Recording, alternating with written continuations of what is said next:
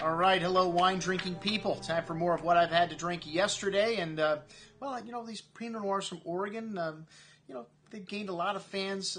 Unfortunately, the vintages there are very different from year to year. So, I mean, people will have one wine one year like 2007, and then the next vintage, very different, 2008. So a lot of people have a hard time following some of these wineries. And, you know, I like it when people say, you know, I want my wine to taste like the earth that it comes from. I want it to taste like it was from the vintage where it's from. And this guy, Todd Hamina, has managed to do that. Even though he's got some kooky labels, it's one of these things, you're going to remember this wine, you know, because of the packaging on it.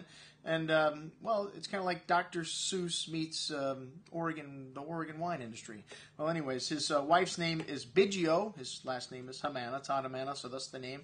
They started this label in 2007, which was a difficult year to start. So anybody that can be successful starting in a vintage like 2007, I'm impressed with. Todd moved to Oregon in 1996 to be work for a distributor and fell in love with the area here and started producing his own wine a decade later.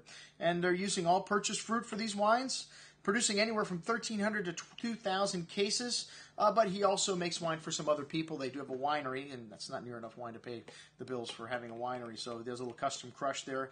And they also make a Pinot Gris, a Melon de Bourgogne, a Syrah, and a Riesling. But these are the only wines that we have available in the South Florida market.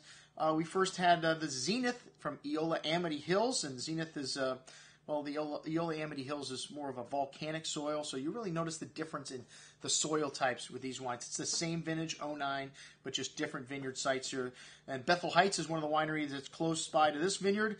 A bit on the herbal side, some mint and green tea, definitely more on the understated and earthy side. All these Pinots, some pomegranate and red raspberry fruit, along with a kind of a meaty note to this wine. A big Pinot Noir on the palate with lots of that raspberry and strawberry fruit with a good hand of exotic spices, light smoky notes to the finish. Very complex, very big.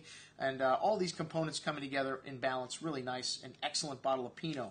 All right, and then the Yam Hill Carlton District, Duver was next. This wine is, well, just like all of them, about 40% whole cluster press, 30% new wood. They don't want the wood to shine through. This vineyard's about a mile from Shea Vineyard, so one of the most famous vineyards in all of Oregon. A good amount of that green tea, like nuance to the bouquet here, raspberry, pomegranate fruit again. This wine's got some tannins on the end, too. Had a little longer finish. I like both of these wines. The Zenith kind of edged it out, though, in terms of its balance. Solid core of red cherry fruit, those exotic spices showing through, and that green tea note also on the finish with that Duver wine.